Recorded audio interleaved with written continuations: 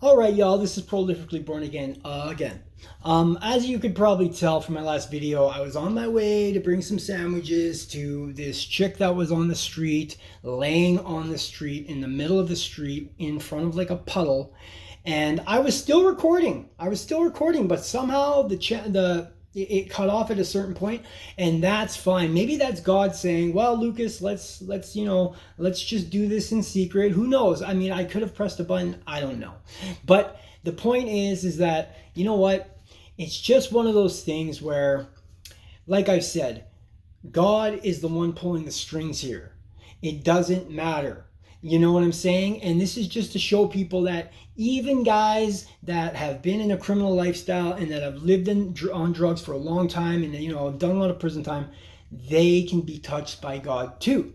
And they can give back as well. So that's what this is all about. But these were the only good deeds that I am going to show on this channel, because in all reality, when you do something for somebody, you need to do it in secret, because God is always watching. He's always watching. But, those are just examples of me giving back to somebody where I've been there before, and I always wish that somebody would come and do that for me. And so I am absolutely willing to do that for them to a certain degree. You know what I mean? I know so many people in that lifestyle that even some of them, they still think I'm in the thick of it, which I'm absolutely not. But, it hasn't been that long. But in that lifestyle, years and years can be a short period of time, because you're just going through your life drugged out. So you don't really look at time. You don't even know what day of the week it is. So, it's just one of those things. Like I bet you there's people are going to be like 5-10 years from now still thinking that I'm out on the edge, like who knows? I don't know. Like when you live the way I live for so long, believe me, people are not, they don't believe what's really going on.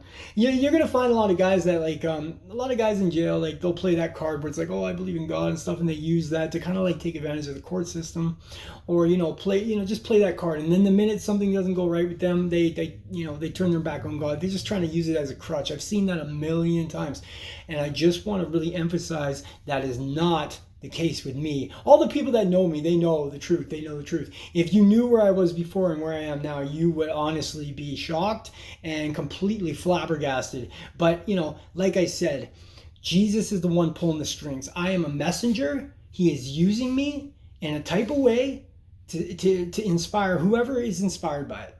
Because if you can't find God through the church because of all this confusion and all these side opinions, maybe you're gonna think differently when you hear my testimony. And if you want to hear my testimony, watch all my videos and you will break down the pieces together. There will be a time when I will get into detail. I mean, I've gotten to detail about me getting shot. I've even taken you to the places where these things happened. But there will be a time when I get into more depth about some of the lowest, most craziest, most depressing times of my life.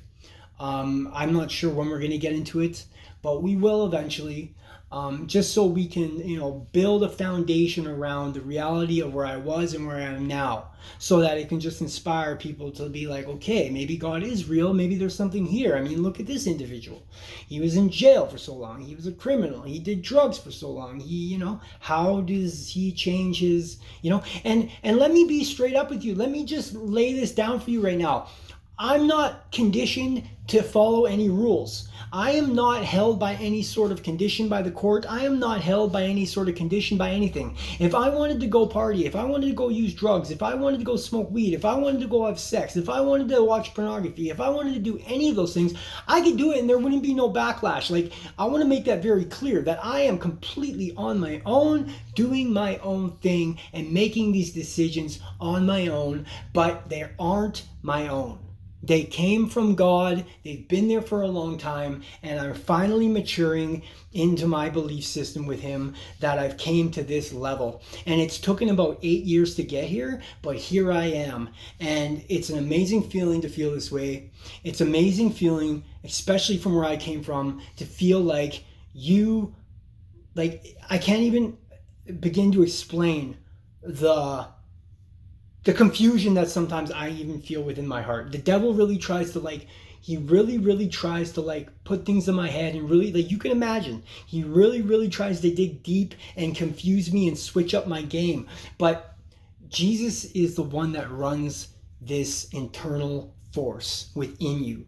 Anything the devil has to do with, it has to do with external behavior, and it has no power over Jesus. So all you got to do is put your head to your prayer, you got to put your head to the Bible, and you got to just put your head to however it needs to be done to have that power and that grace by God. You know, the Holy Spirit is so real, it's undeniable, and he can change you from the inside out. You just have to be open-minded. All right, so that is the last video I'm going to do for today. I'm praying for y'all. Pray for me. This is Prolifically Born Again, and we will see you next time. Have a good day.